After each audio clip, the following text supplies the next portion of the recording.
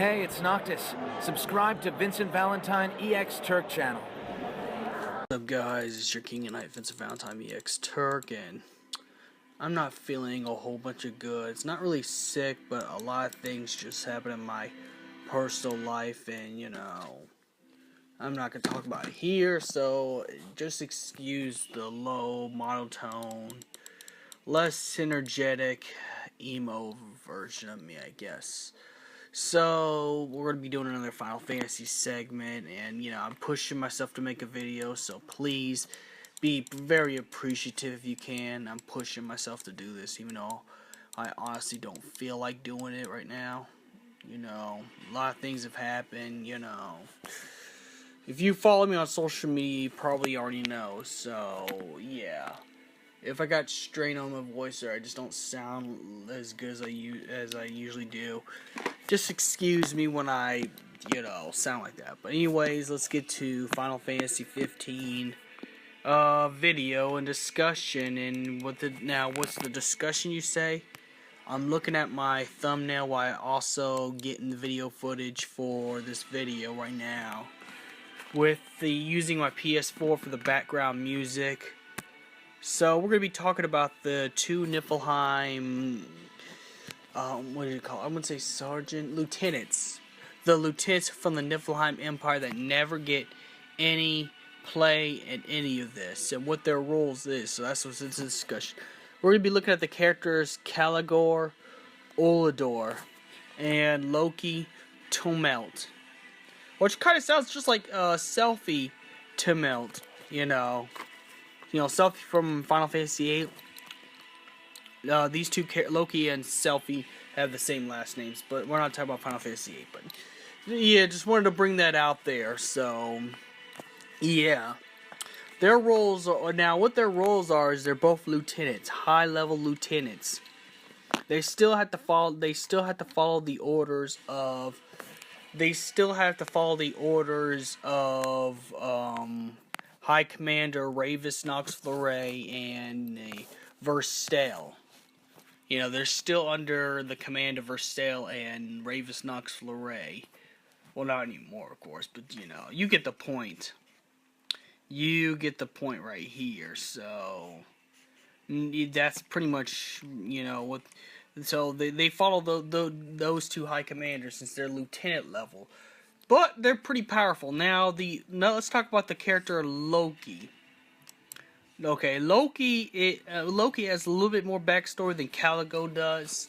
But when you meet Loki, he knows Kor the Immortal, and even in the guidebook it says that he has a grudge against Kor the Immortal, meaning he's either Kor the Immortal's son, or someone that's in relation to Kor the Immortal, or maybe it's the same thing it was with Ravis and King Regis, where King Regis refused to save Queen Silva, and it's probably the same thing with Loki. Kor refused to save Loki's family, so Loki joined the Niflheim Empire to get revenge, because most of the characters that join the Niflheim Empire, besides Verstale, Arden, and the great Emperor Idolus Autocrat, are people who just want revenge or want something.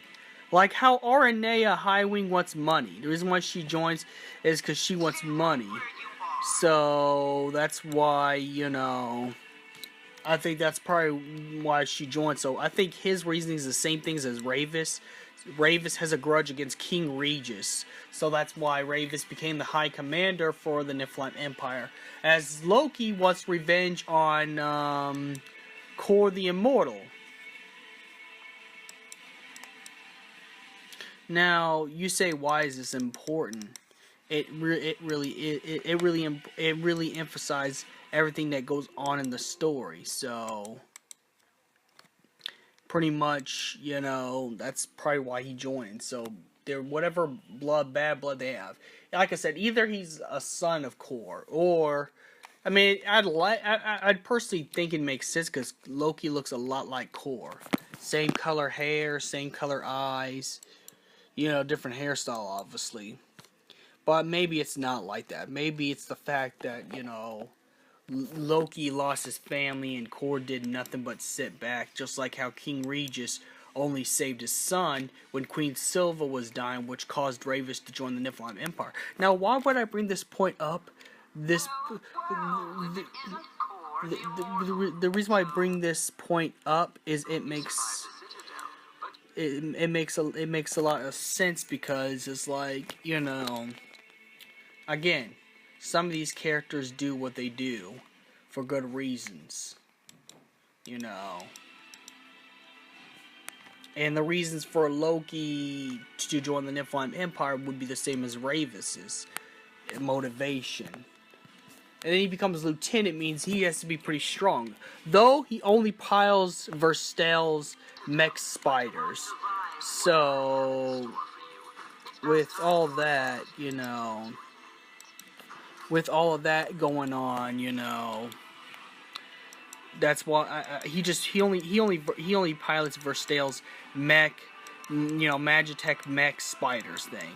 But he must be a really good pilot if he's a lieutenant. So maybe there's something there. Now let's talk about the other Niflheim lieutenant. You know. Sorry, it's doing a whole multi-download. I'm trying to do both. Download the videos and, you know, and get this together. But let's talk about Caligo. Caligo is another lieutenant too. There's not very much on the character Caligo, except for the fact that he's just a lieutenant, and he was actually, you know, spied on and watched by Aranea Highwind, you know, for the Niflheim Empire to make sure he does what he does. So I'm guessing Caligo has a tendency to either disobey, but I think Caligo is like a bigger face in the Niflheim Empire, on the fact that everyone sees him when it comes to the Niflheim military. Like Caligo is a military man. As even though he was actually really easy, all you had to do was subdue him, and that was the whole entire arc of getting into the base. You know, when Noctis wanted to get revenge for Jared's death. I think it's possible that Caligo is responsible for Jared's death, because first of all, the base that Caligo was in, the base that Caligo was in, was next to Lestalem. So it could have been him that probably did that. So maybe they could have done more than subdue him, maybe beat the living shit out of him. I don't know, something like that. But anyways, you know, Caligo is another lieutenant, you know, under Aranea's jurisdiction, you know, and he pretty much leads parts of the base. I think the base he leads, I can't remember the name of the base, but, you know, it's the base next to Lestalem, you know, just like Loki. Now, we don't know why he joins the Niflheim Empire. Maybe it could be the same as Aranea's. Maybe it's to get some money, or maybe it was to pay for college or stuff. I think with Caligo, it's actually more basic than all the other reasons why he joins the Niflheim Empire. I think with Caligo, it's probably to pay some loans off, or to make sure, you know, make sure wife and kids are fed. I don't think he has a wife and kid, but, you know, it's probably more elementary with Caligo. I think with Caligo, it's more elementary than you think. So it's not about revenge. It's pretty much the same as Aranea, which could be the reason why he's paired with Aranea Highwind, because Aranea Highwind joined the Niflheim Empire for money, because she needed it. You know, and she was a hunter, and she was one of the best demon hunters out there. Now, I don't know why the Niflheim Empire wanted to spy on him unless he has a tendency to disobey some of the orders. Meaning that Emperor Idolus probably saw some disobedient stuff, or maybe Caligo knows what really goes behind the Niflheim Empire and wants to make sure that he does not leak it to the enemy. You know, due to the fact that, you know, interrogation purposes, Aranea is supposed to come and stop the interrogation stuff, just to make sure their darkest secret don't come into play. Because if the world knew about the Niflehime, if Eos and the world knew about the Niflheim Empire's usage of demons, I'm pretty sure it would put a whole public in panic.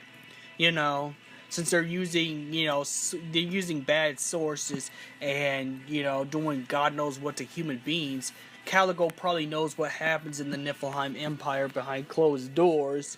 And probably Emperor Idol's like, yeah, that'd be kind of, that would be kind of, yeah, that'd be kind of inconvenient if the whole world knew what we were doing. So, yeah, RNA, just tag along. Make sure that, if Prince Noctis finds Caligo, just make sure he doesn't talk, pretty much. Make sure, and that's probably why, when they fought Aranea, they had another soldier rescue Caligo, and then, and from what I predict, since Caligo is no longer, in any future episodes of Final Fantasy 15, we could assume that Caligo left the Niflheim Empire.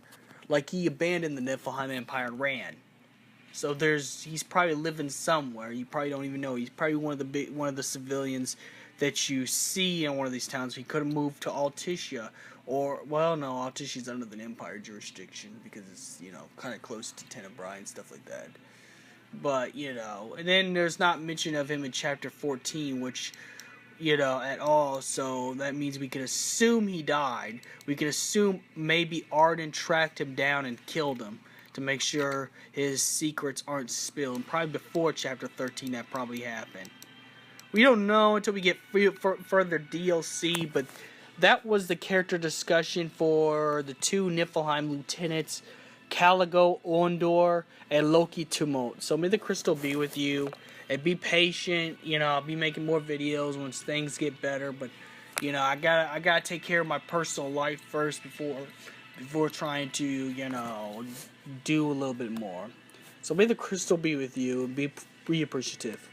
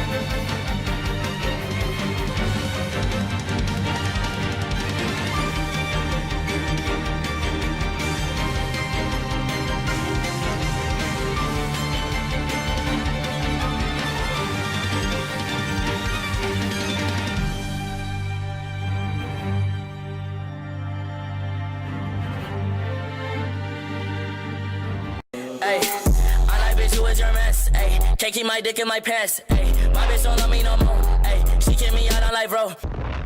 Damn, son, where'd you find this? Yeah. Ay.